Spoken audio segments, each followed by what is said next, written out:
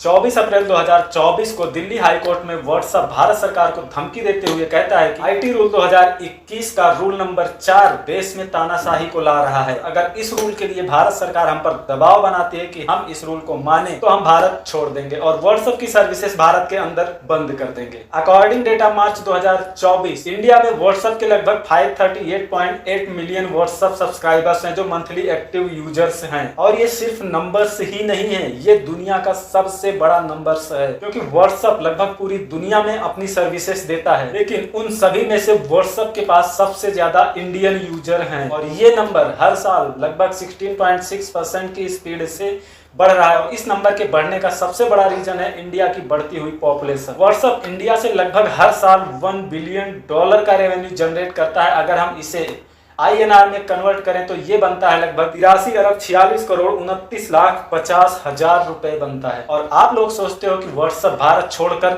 चला जाएगा, क्या ये पॉसिबल है? देखते हैं आज के इस वीडियो में। तो देखिए, इस वीडियो के दो पहलू हैं। जब तक आप दोनों पहलू ना सुन लेना तब तक आप अपना कोई भी जजमेंट पास मत करना। प्लीज मेरी रिक्वेस्ट है आपसे कि आप ये पूरा वीडियो देखने की कोशिश करना, तभी आपको समझ में आएगा कि एक्चुअल हो क्या रहा है व्हाट्सएप और इंडियन गवर्नमेंट के बीच में। आईटी रूल 2021 का रूल नंबर 4 इतना स्ट्रिक्ट क्यों हो रहा है व्हाट्सएप के लिए, और क्या सच में इस रूल के आ जाने से देश के अंदर तानाशाही आ जाएगी?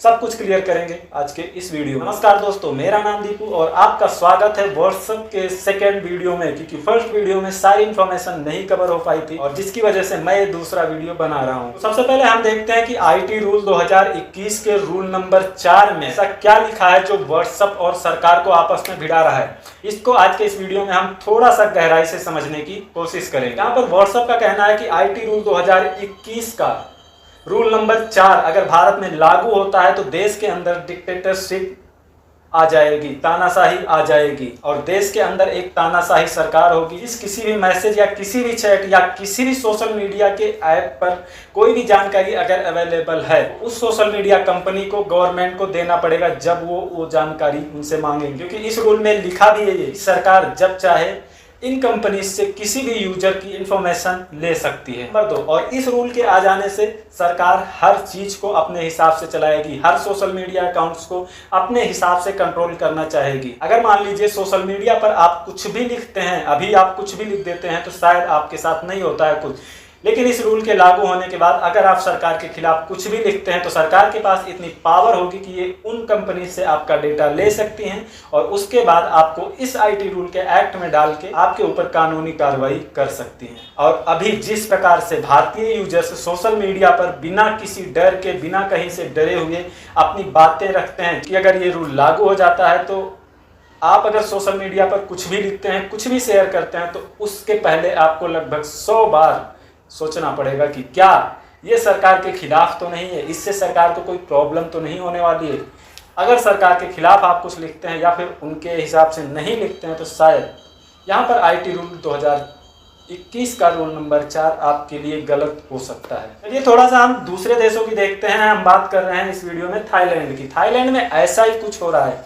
वहाँ की जो गवर्नमेंट है वो इन सोशल मीडिया ऐप या फिर वहाँ की जो भी सोशल मीडिया ऐप हैं वो गवर्नमेंट के लॉ के अंदर आते हैं और गवर्नमेंट जब चाहती है उन सोशल मीडिया का नेटवर्क मॉनिटर कर सकती है, उस डेटा को मॉनिटर कर सकती है। थाईलैंड में अभी कुछ ऐसा ही हाल है। वहाँ की गवर्नमेंट सोशल मीडिया के सारे नेटवर्क्स को मॉनिटर करती है, तो वहां पर आप गवर्नमेंट के खिलाफ कुछ भी नहीं बोल सकते हो। इनफैक्ट चाइना भी एक ऐसा देश है और चाइना में तो इतना ज्यादा रेस्ट्रिक्शन है कि वहां पर अमेरिका की जितनी भी सोशल मीडिया कंपनीज हैं like Facebook, Instagram, WhatsApp, YouTube, ये पूरी तरह से बैन है। इनको आप चाइना के अंदर नहीं यूज करते हो और इनकी जगह पर चाइना के अपने खुद के ऐप हैं और जिन्हें कंट्रोल करती है चाइनीज गवर्नमेंट। इसलिए अगर आप चाइना के अंदर भी गवर्नमेंट के खिलाफ कुछ भी बोलते हो तो आपको एक बहुत बड़ी सजा मिल सकती है। तो इसलिए इन देशों में फाइनली एक आम आदमी को पूरी तरह से बोलने की आज़ादी नहीं है कि वो गवर्नमेंट के खिलाफ कुछ भी बोल सके। अगर ये आईटी रूल 2021 का रूल नंबर 4 भारत में लागू हो जाता है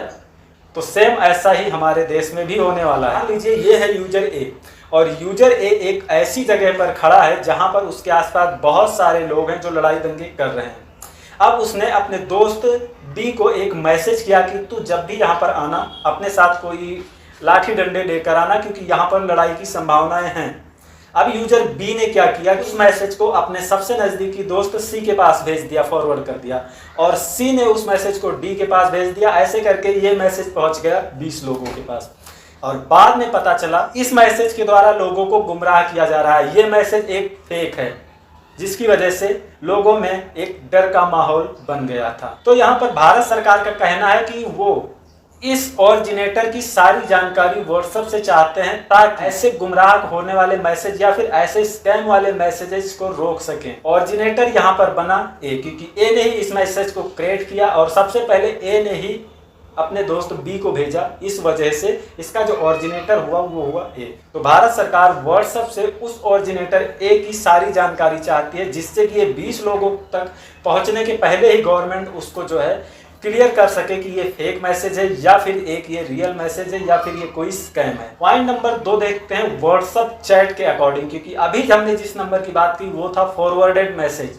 और अब हम बात करते हैं चैट कैसे करते हैं। चैट के अकॉर्डिंग क्या होता है, मान लीजिए ये है यूजर ए और ये है यूजर बी, ये दोनों आपस में बात कर रहे हैं। तो ए ने जो बी को भेजा या फिर बी ने जो ए को भेजा, यही दोनों देख सकते हैं, बीच में तीसरा तो कोई नहीं देख सकता है। व्हाट्सएप अपने राइट टू प्राइवेसी में कहता है कि इनफैक्ट इस मैसेज को वो खुद भी नहीं देख सकता है। और अभी तक हमने देखा है वीडियो का एक पहलू, अब चलिए हम चलते हैं दूसरे पहलू की तरफ। सरकार क्या आपसे उम्मीद कर रही है, सरकार इस रूल के अंदर क्या क्या चीजें पास कर रही है। तो यहाँ पर गवर्नमेंट के पास ये अथॉरिटी है कि उसके पास एक आईटी रूल 2000 है, और जिस रूल के अंदर वो कोई भी रूल चेंज कर सकते हैं या फिर नया कोई भी रूल बना सकती है। और दूसरा सबसे बड़ा पॉइंट है इंडियन गवर्नमेंट का कि इन्हीं सोशल मीडिया ऐप का यूज करके बड़े बड़े कार्यों को अंजाम दिया जाता है, और वो सारे कार्य हो सकते हैं गलत काम, उन गलत कामों को अंजाम दिया जाता है।